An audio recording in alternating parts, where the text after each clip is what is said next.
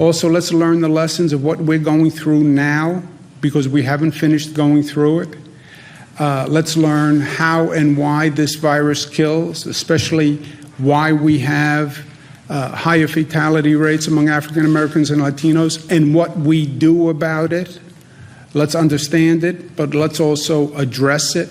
We're going to be doing more testing in African American and Latino communities with more data. We're going to open new testing sites, primarily in African American and Latino communities, with SUNY Albany, Department of Health, Northwell, collect the test results, but also collect the information that we need to come up with policies to fix this. Where do people live? Where do people work? What's their socioeconomic status? Where do they socialize? What are their previous health conditions? Why do we have these higher rates, and what do we do about it? And let's do that now. I have a couple of answers on that, because we're working very hard on the African American community with respect to what's going on, because it's not good. I don't like it. And we're actively engaging on the problem of increased impacts. This is a real problem, and it's showing up very strongly in our data on the African American community, and we're doing everything in our power to address this challenge. It's a tremendous challenge. It's terrible.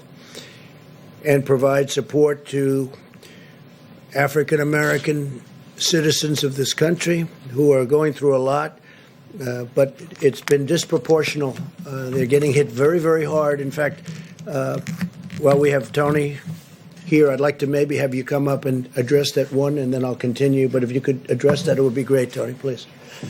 Yes, thank you, Mr. President. Thank you. We have a particularly difficult problem of an exacerbation of a health disparity.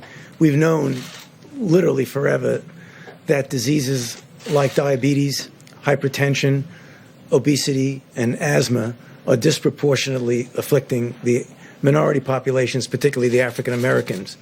Unfortunately, when you look at the predisposing conditions that lead to a bad outcome with coronavirus, the things that get people into ICUs, that require intubation and often lead to death, they are just those very comorbidities that are unfortunately disproportionately prevalent in the African American population. So we're very concerned about that. It's very sad.